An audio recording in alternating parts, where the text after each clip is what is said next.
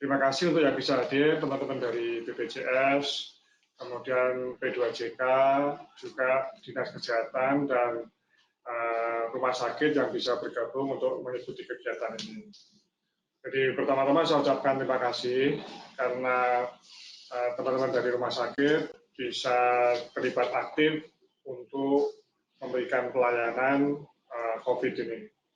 Yang kedua, kita saat ini sedang mempersiapkan menghadapi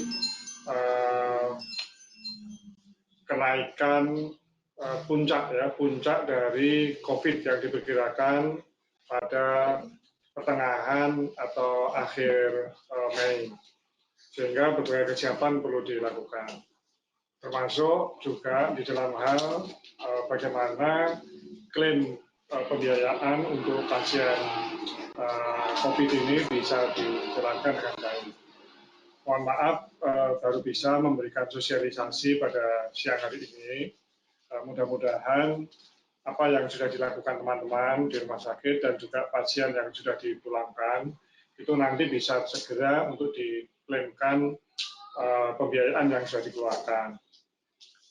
Jadi dengan keluarnya Kepmenkes nomor 238 ini tahun 2020, mudah-mudahan teman-teman sudah mempelajari, membaca, sehingga nanti saya akan sampaikan secara cepat, dan kita nanti bisa lebih banyak untuk melakukan diskusi.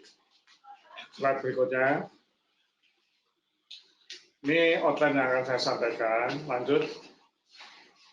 Nah, ini penting saya perlu sampaikan terkait dengan konsep yang ada di dalam petunjuk teknis untuk klaim ini. Bahwa pada prinsipnya kita harus menerapkan kendali mutu dan kendali biaya bersama-sama. Bapak Ibu semuanya saya kira sudah melakukan praktek-praktek kendali mutu dan kendali biaya selama ini. Demikian juga untuk klaim COVID ini. Ada beberapa hal yang dilakukan di dalam juknis ini, bahwa pembayaran yang tertuang di dalam juknis ini adalah pembayaran tertinggi per hari. Ya, jadi pembayaran tertinggi, karena nanti ada faktor pengurang yang akan dilakukan terkait dengan pelayanan yang sudah diberikan. Dan faktor pengurang itu adalah untuk obat dan juga APD, agar tidak terjadi double claim. Yang kedua, terkait dengan mutu dan biaya ini, di dalam juknis ini juga tertuang standarisasi pelayanan. Standarisasi pelayanan ini terkait dengan ruang rawat pelayanan yang digunakan untuk pasien, layanan pasien. Kemudian juga standar pemeriksaan penunjang apa saja yang harus diberikan untuk pasien tersebut. Dan semuanya ini mengacu pada SOP yang dikeluarkan oleh organisasi profesi, khususnya dari PDPI dan juga yang dikerjakan bersama-sama dengan PABDI. Jadi terima kasih untuk teman-teman dari PDPI dan PABDI. Kemudian kendali mutu dan biaya ini itu juga di dalam juknis ini terkait dengan tidak dibayarkannya 100% dari cost per day apabila rumah sakit merujuk sebelum 5 hari. Karena kalau sebuah rumah sakit merujuk sebelum 5 hari, berarti rumah sakit tersebut kemampuannya terbatas. Artinya tidak secara paripurna mampu merawat pasien tersebut. Sehingga dengan demikian maka tidak akan dibayarkan penuh 100% cost per day. Yang kedua, ini dalam rangka juga untuk pengendalian pelayanan agar mutunya baik. Karena kami tidak mau pada suasana bencana seperti ini, itu pasien dilakukan tata kelola dengan merujuk yang seharusnya mampu dikelola oleh rumah sakit tersebut.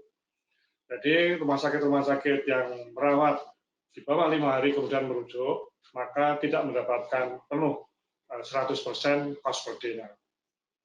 Kemudian agar tidak terjadi double claim, ini ada pengurang, yaitu untuk APD dan obat. Nanti besarannya ini akan ditetapkan. Tentu di sini harga yang tidak memberatkan pasien dan sudah kami buat berdasarkan pada kertas kerja berapa komponen biaya yang diperlukan untuk APD di dalam hal perawatan pasien. Jadi sekali lagi bahwa kendali mutu dan kendali biaya ini menjadi satu kesatuan di mana standar pelayanan itu tertuang. Kami percaya bahwa rumah sakit melakukan frekuensi pelayanan yang sesuai dengan kebutuhan pasien.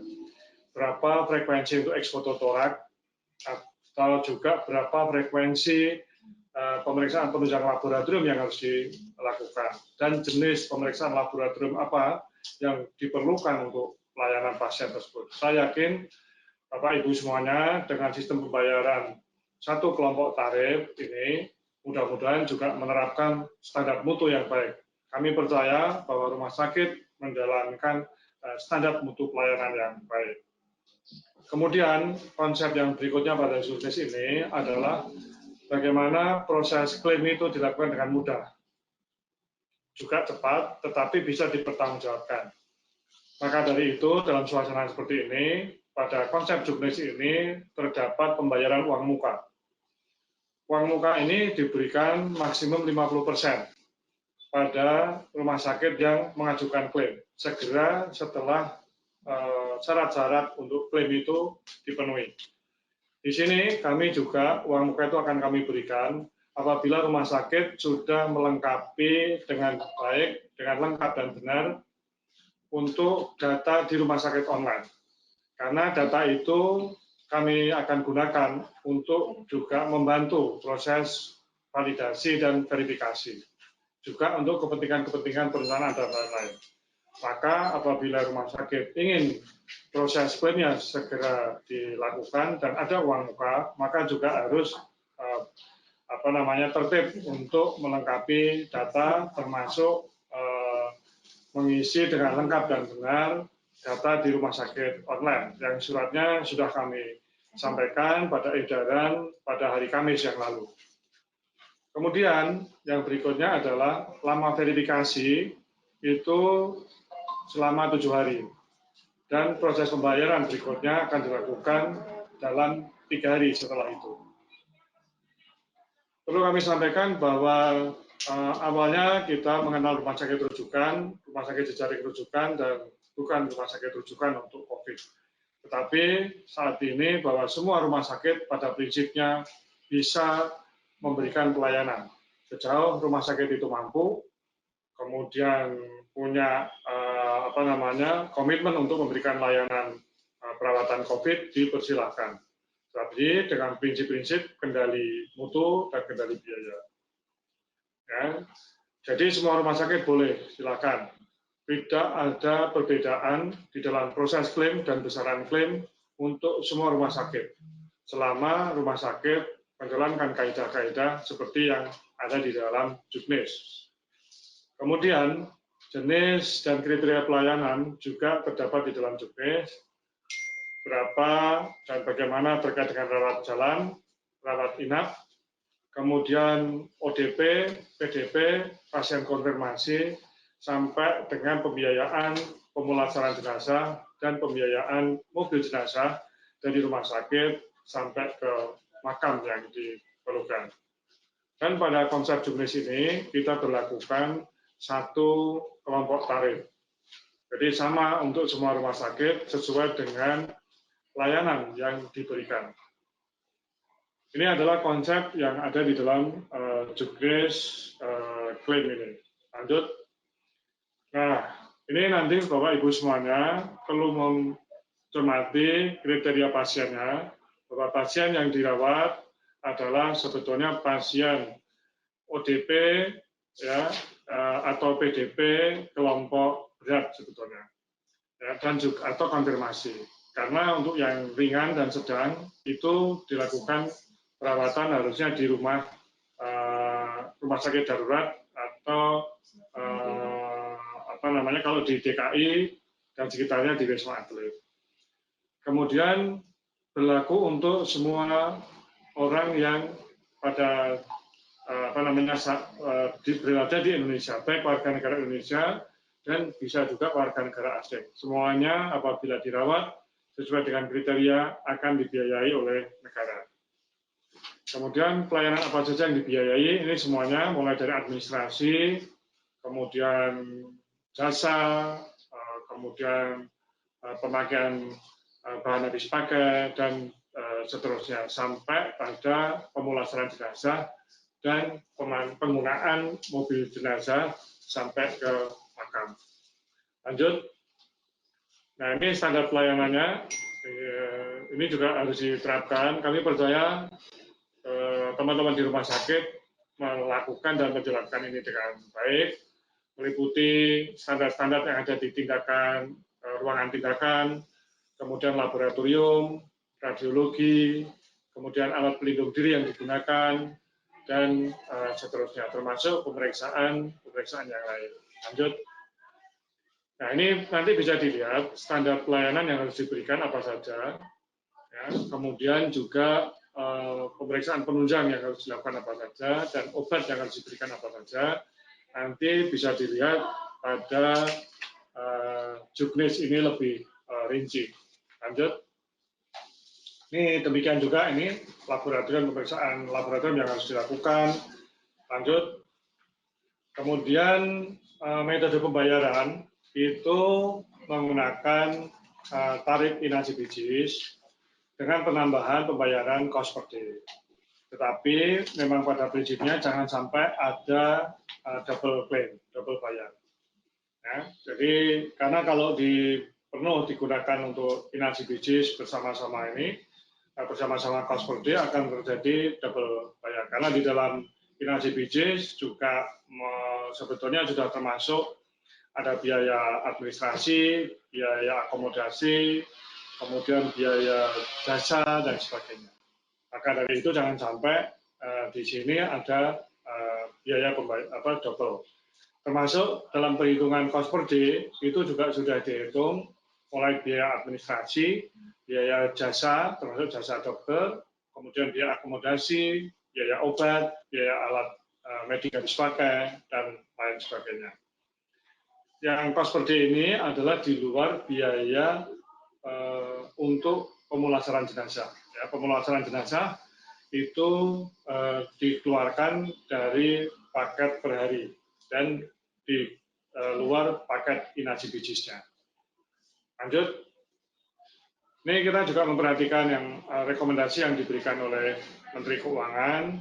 Jadi pada prinsipnya surat dari Menteri Keuangan ini keluar setelah Menteri Kesehatan mengajukan permohonan untuk mendapatkan rekomendasi khususnya terhadap metode dan besaran. Jadi di sini disampaikan bahwa besaran tersebut adalah besaran maksimum, ya, tidak boleh dilampaui cost per day maupun biaya untuk jenazah dan ambulan. Lanjut. Nah, ini norma tarifnya. Ini minta tolong mohon dicermati oleh teman-teman.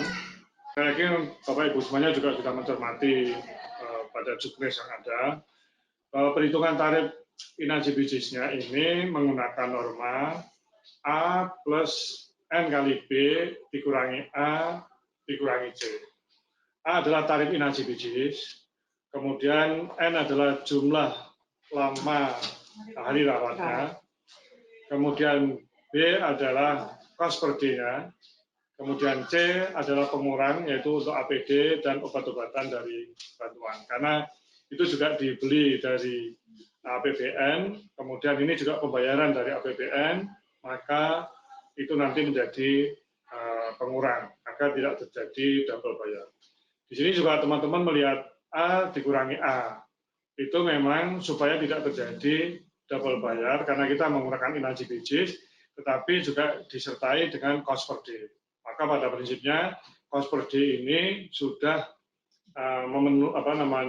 mencakup seluruh biaya yang diperlukan. Tapi karena kita juga memerlukan biaya rawat jalan, maka tetap menggunakan kaidah-kaidah inasibijis. Tetapi ketika ada potensi double claim, maka itu menjadi bagian yang harus dikurangi. Kemudian besaran tarifnya itu pada prinsipnya menggunakan tarif rumah sakit kelas A regional 1 dengan kelas perawatan kelas 3. Jadi prinsipnya sama, khususnya nanti untuk rawat jalan. Untuk rumah sakit yang melakukan rujukan COVID, ya, COVID-19, tarif sesuai dengan norma pembayaran berikut. Jadi poin ini adalah untuk rumah sakit yang merujuk pasiennya. Kalau rumah sakit itu merujuk kurang dari 6 jam, maka dibayar sesuai tarif inasi biji rawat jalan. Kemudian sama juga selanjutnya kalau dia merawat sampai dengan 2 hari, maka akan dibayarkan 70% dari tarif klaim, total klaim yang dibayarkan. Kalau merawat sampai dengan 5 hari akan dibayarkan 80% dari tarif klaim yang dibayarkan. Tetapi kalau merawat lebih dari 5 hari, maka dibayarkan 100%. Ini sebetulnya bertujuan agar layanan itu menjadi lebih baik, kemudian pasien juga merasa lebih nyaman, tidak dirujuk yang seharusnya tidak perlu, dan dianggap kalau rumah sakit itu memberikan perawatan lebih dari 5 hari, berarti memang rumah sakit itu punya kemampuan merawat COVID ini sesuai dengan standar mutu yang ditetapkan. Lanjut, ini besaran tarif, Bapak Ibu. Di sini sebetulnya untuk status pasien ODP, PDP, atau konfirmasi itu sama. Yang membedakan adalah ada komorbid atau komplikasi atau tidak. Kemudian tempat dilakukannya perawatan. Ini yang membedakan. Ya, jadi apakah menggunakan ventilator atau tidak. Kemudian dirawat di ruangan isolasi tekanan negatif atau tidak. Ini yang membedakan. Kemudian apakah ada komplikasi atau komorbid atau tidak. Itu yang membedakan pas besaran cost per day-nya. Lanjut. Ini untuk jenazah, ya. Jadi untuk ini di luar cost per day, ada biaya pemulasaran jenazah, kemudian ada biaya kantong jenazah, ada biaya peti jenazah, kemudian plastik eratnya, kemudian desinfektan untuk jenazah, kemudian mau transport ya, mobil jenazah, kemudian desinfektan juga untuk mobil jenazah. Ini kalau dilakukan maka akan dibayar sesuai dengan ini fixed price ya, jadi sesuai dengan besaran masing-masing tersebut. Kalau memang menggunakan peti jenazah berarti harus dilaporkan menggunakan peti jenazah dan akan dibayarkan paling tinggi 1.750.000. Berapapun yang dibeli oleh rumah sakit, maka paket untuk peti jenazah adalah 1.750.000. Demikian juga untuk komponen yang lain. Lanjut.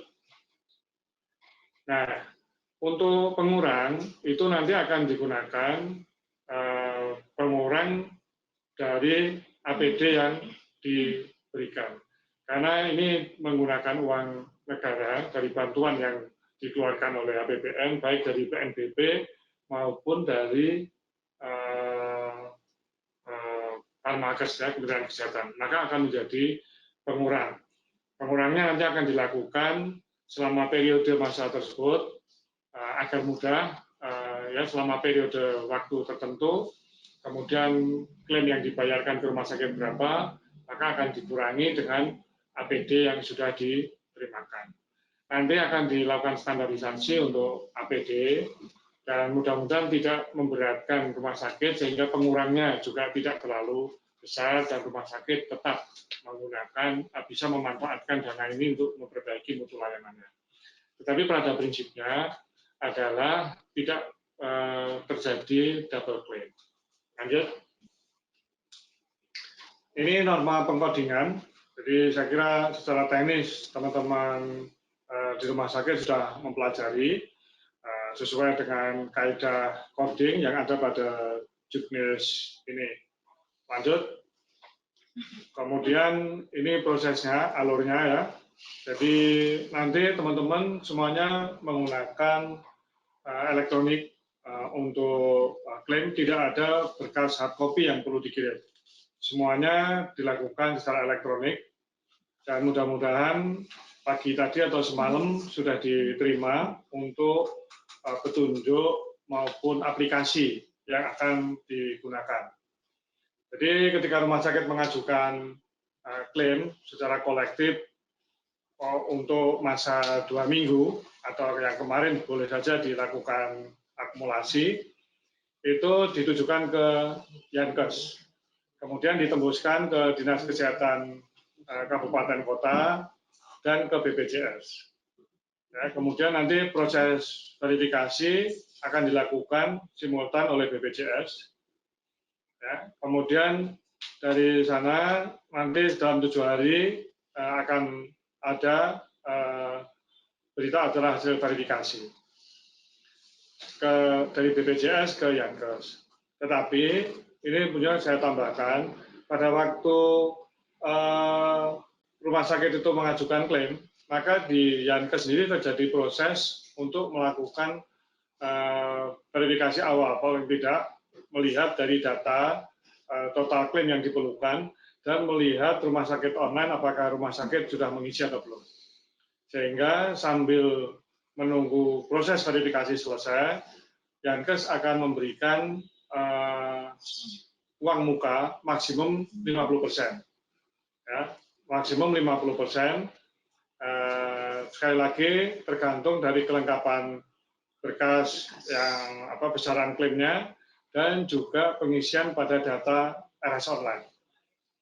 Kemudian ketika BPJS sudah membuat berita acara pemeriksaan dalam 7 hari, maka Yankes akan segera mempersiapkan untuk pembayaran klaim. Kemudian dalam 3 hari akan dilakukan pembayaran, nantinya akan dikurangi dengan uang muka yang sudah diterima, dan juga pada periode tertentu pengurang APD yang sudah diterimakan dengan nilai tertentu. Slide berikutnya. Nah, ini tata cara pengajuan klaim tadi ya. Tadi udah, lanjut aja. Teman-teman BPJS akan melakukan verifikasi. Kemudian ini norma pengajuan dan pembayaran klaim. Tadi udah saya singgung juga di dalam bagian tadi. Lanjut. Kemudian kelengkapan berkas klaim, nanti ini saya kira tidak banyak berbeda dengan proses pengajuan klaim di Inasi Bijis, hanya ada variasi sedikit saja. Lanjut. Kemudian akan dilakukan verifikasi administrasi oleh teman-teman BPJS. Lanjut. Kemudian juga verifikasi pelayanan, nanti akan dilihat dari data yang masuk terkait dengan tempat pelayanan, kemudian juga akan dilihat juga sebagai pelengkap pemeriksaan penunjang yang dilakukan dan juga lama rawatnya. Lama rawat ini pasien dipulangkan setelah ada bukti pemeriksaan penunjang laboratorium ya, plus 1 hari. Itu adalah akhir masa cost per day diberlakukan. Lanjut. Ini tadi juga sudah saya singgung, ya, agar tidak ada klaim ganda, kemudian dilakukan pengurangan selama periode tertentu. Lanjut.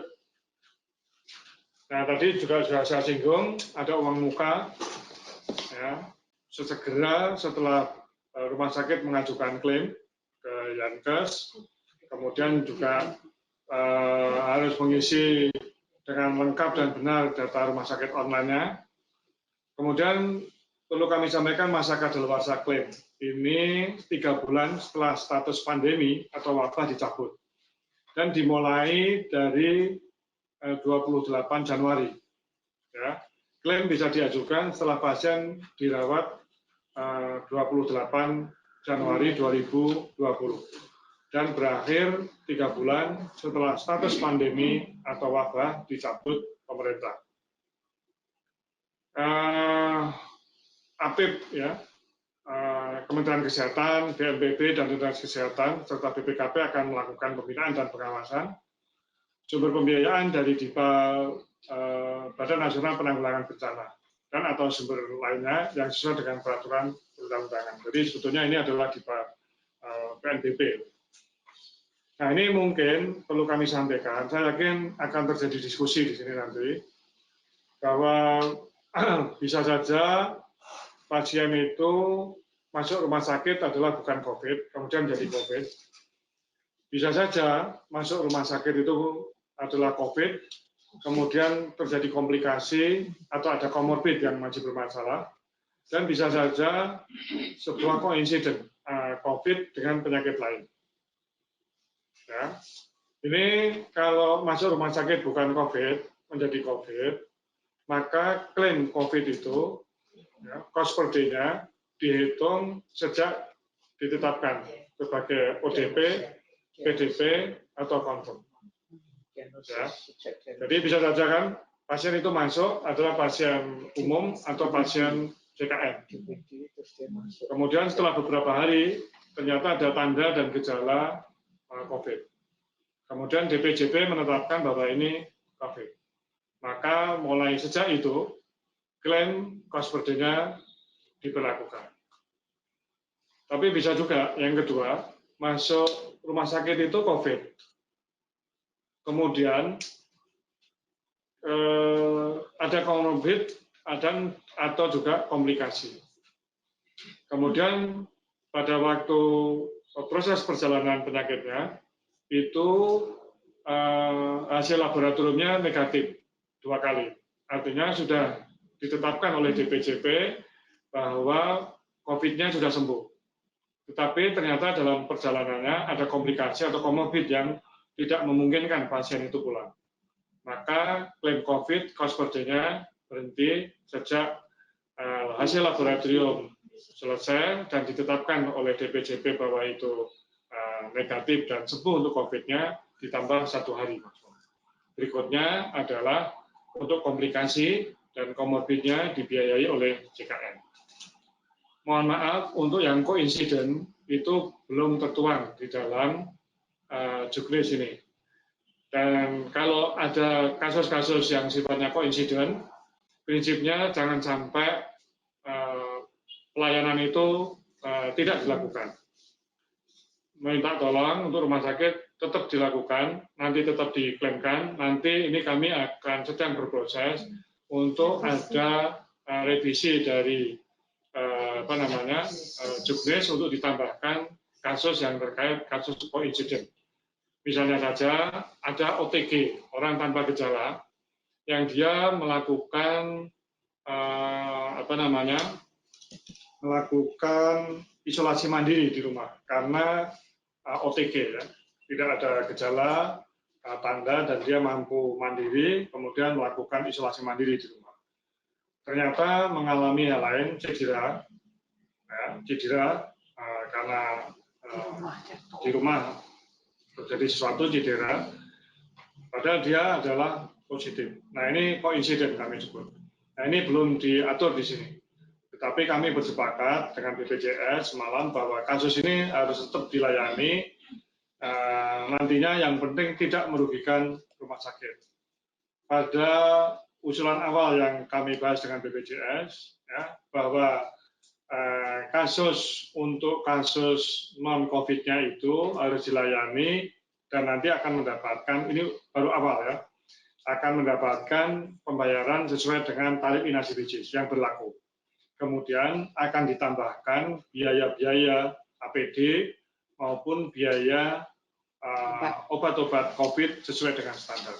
Tapi ini belum tertuang di dalam juknis ini. Saya yakin juga akan ada kasus-kasus yang lain yang serupa. Nah, kalau untuk case yang jumlahnya tidak banyak, tetapi itu mungkin terjadi, pada prinsipnya kami mohon rumah sakit untuk melayani dengan baik, dan kemudian nanti tetap diajukan klaimnya. Dan kami akan berusaha nantinya komunikasi dengan BPJS, juga BNPB, agar tidak merugikan secara prinsip sesuai dengan kaidah pembayaran inajibijis ditambah dengan biaya-biaya yang harus dikeluarkan karena akibat COVID, seperti APD yang biayanya cukup besar, atau tambahan untuk ruang isolasi yang harus diperlukan, dan obat-obatan untuk COVID-nya sendiri. Berikutnya, saya kira itu yang bisa saya sampaikan. Terima kasih. Mohon maaf apabila ada salah dan khilaf.